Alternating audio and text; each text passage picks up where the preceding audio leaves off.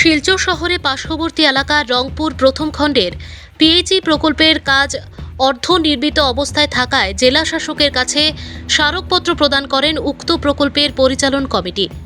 সোমবার রংপুর প্রথম খণ্ডের পিএইচই প্রকল্পের কাজ সম্পন্ন না হওয়ায় অতি সত্বর পিএইচই কাজ সম্পন্ন করার দাবিতে স্মারকপত্র প্রদান করেন জেলা শাসকের কাছে উক্ত প্রকল্পের পরিচালন কমিটি ও স্থানীয় জনগণেরা।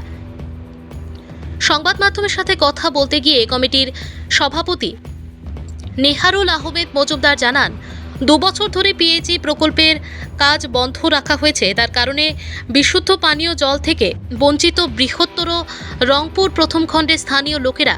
তারা আরও বলেন, অনেকবার বিভাগীয় আধিকারিকদের সাথে কথা বলার পরেও কোনো ধরনের বিহিত ব্যবস্থা নেওয়া হয়নি আজ পর্যন্ত। তারা জানান যে গত নভেম্বর মাসে কাছাড়ের জেলাশাসক রংপুর প্রথম খণ্ডে বিভিন্ন প্রকল্পের কাজ খতিয়ে দেখতে গিয়েছিলেন। সে সময় বিভাগের আধিকারিকদের নির্দেশ দিয়েছিলেন 2024 সালের জানুয়ারি মাসের মধ্যে কাজ সম্পন্ন করার জন্য। পরিদর্শনকালে জেলা শাসক উক্ত এলাকার জনগণকে বলেছিলেন একটি কমিটি গঠন করার জন্য। নির্দেশ মতে জনগণরা একটি কমিটি গঠন করেছিল, কিন্তু এই কমিটি গঠন করার পরেও বিভাগীয় আধিকারিকরা কাজে হাত দেয়নি বলে অভিযোগ করেন স্থানীয়রা।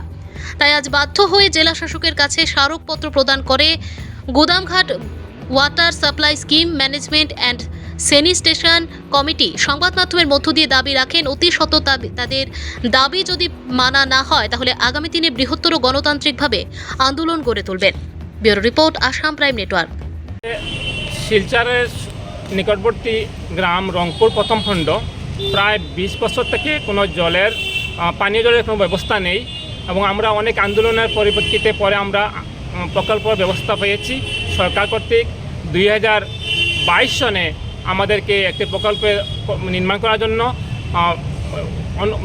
অর্ডার হয়েছে এবং সেই অনুযায়ী আমাদের এখানে একজন কন্ট্রাক্টর, ওনার নাম হচ্ছে অলোক শঙ্কর ভট্টাচার্য মহোদয়। উনি কাজে বরাদ্দ পেয়েছেন এবং উনি 2022 থেকে ওই প্রকল্পটি নির্মাণের জন্য শুরু করেছেন, কিন্তু এখনও অবধি 2024 হয়ে গেছে, এখনও অবধি এখানে কাজের কোনো অগ্রগতি নেই। আমাদের এখানে ডিসি মহোদয় উনি গত 4 নভেম্বর 2023 উনি আমাদের এখানে গিয়েছিলেন এবং যে কাজের কোনো অগ্রগতি নেই দেখে উনি যখন পিএইচই কর্তৃপক্ষকে জিজ্ঞাসা করলেন, পিএইচই কর্তৃপক্ষ ওনাকে বললেন যে এখানে কোনো কমিটি তৈরি হয়নি, সেই জন্য কাজগুলো অগ্রগতি হচ্ছে না। কিন্তু আমরা জানি যে এখানে যেগুলো প্রকল্পের যেগুলো কমিটি বানানো হয় সেগুলো প্রকল্প হওয়ার পরে পরিচালনা করার জন্য বানানো হয়। কিন্তু ডিসি মহোদয় আমাদেরকে বলেছেন যে আপনারা অতি সত্বর একটা কমিটি বানিয়ে আপনারা দিয়ে দেন, কাজে অগ্রগতি হবে।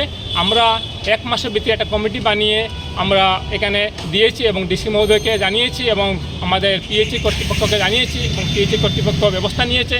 কিন্তু দুর্ভাগ্যের ব্যাপার হচ্ছে তখন অবধি ডিসি মহোদয় আমাদের এখানে 4 নভেম্বর 2023 উনি যাওয়ার পর থেকে এখন অবধি প্রায় 8 মাস হয়ে গেছে। সেই 8 মাসের ভিতরে সেই প্রকল্পের কোনো একটা কাজ হয়নি। আমরা যোগাযোগ করেছিলাম আমাদের এখানের যে পিএইচই ডিপার্টমেন্টের এসডিও সাহেব, উনিও ভালো মতো কোনো রিপ্লাই দিতে পারছেন না এবং উনি আমাদের ফোনও উঠাচ্ছেন না। টোটালি আমাদেরকে নেগলিজেন্সিভাবে রেখে দিয়েছেন ব্যাপারটা।